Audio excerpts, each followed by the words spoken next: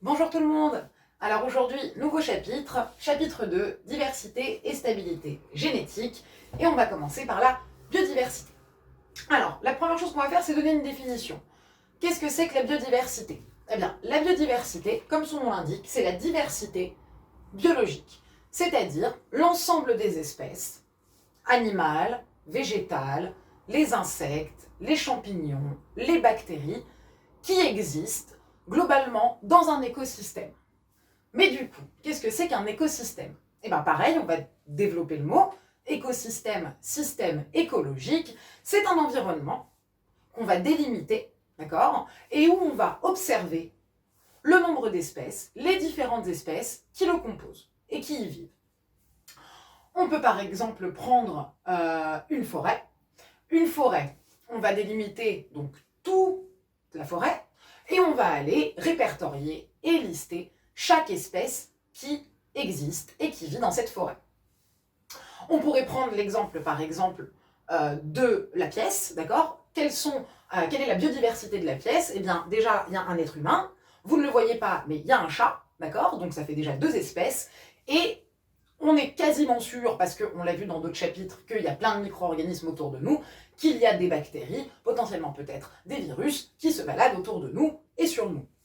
On a aussi des acariens, donc voilà. On peut faire la biodiversité de n'importe quel écosystème, d'accord? Il n'y a aucun problème, il suffit juste de délimiter un environnement et d'y répertorier les espèces. Mais du coup, qu'est-ce que c'est qu'une espèce?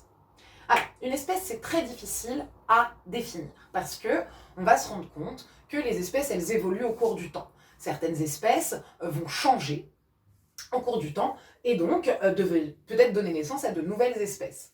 Mais il est tout de même possible de donner une petite définition d'espèce qui va être assez large, mais qui va regrouper, dans tous les cas, les caractéristiques principales d'une espèce. On parle d'une espèce quand tous les individus qui la composent se ressemblent plus entre eux qu'ils ne vont ressembler aux autres espèces, c'est-à-dire aux autres individus qui existent sur Terre ou dans l'écosystème qu'on est en train d'étudier. Donc déjà, il y a une notion de ressemblance. Ensuite, très important, les individus d'une même espèce peuvent se reproduire entre eux. C'est-à-dire qu'ils peuvent avoir des rapports sexuels, si l'espèce, bien sûr, se reproduit de manière sexuée et possède des organes génitaux, hein, forcément, et que les descendants donc, de ces unions soient fertiles. Qu'est-ce que ça veut dire que les descendants soient fertiles? Ça veut dire qu'il faut que les enfants qui naissent de 2 individus d'une même espèce soient capables de se reproduire, pas entre eux, mais avec un autre individu de la même espèce, et de redonner des descendants. Il faut, globalement, donc, qu'on se ressemble plus entre nous qu'aux autres, qu'on puisse se reproduire ensemble, et que les enfants puissent eux aussi se reproduire ensemble. Ça nous amène aussi au fait qu'au niveau d'une espèce, on peut la caractériser par ce qu'on appelle son nombre de chromosomes. D'accord? Les chromosomes, on verra ça dans le grand 2. Pour l'instant, on est encore dans la généralité. Le nombre de chromosomes peut indiquer à quelle espèce on appartient.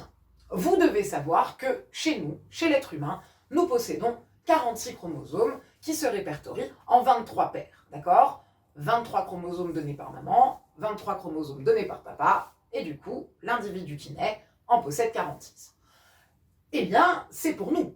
C'est-à-dire que dans l'espèce humaine, c'est 46 chromosomes. Mais si on prend une autre espèce, par exemple les chiens, eux, c'est 78 chromosomes. Beaucoup plus que nous. Si on prend les chats, 38 chromosomes. Beaucoup, pas beaucoup moins, mais moins que nous.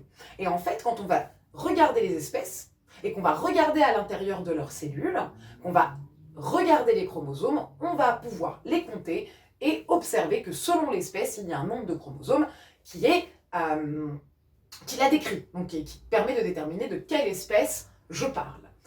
Un exemple qui est assez intéressant, c'est que des espèces qui se ressemblent, généralement, ne vont pas avoir un nombre de chromosomes qui sont très éloignés. Si on prend par exemple nous et les chimpanzés, je vous rappelle que les chimpanzés, c'est l'espèce qui est la plus proche de nous, eh bien, nous possédons 46 chromosomes, 23 paires, les chimpanzés, eux, en possèdent 48, on n'est qu'à 2 chromosomes de différence, une paire de différence. Ils en possèdent donc 24 au lieu de...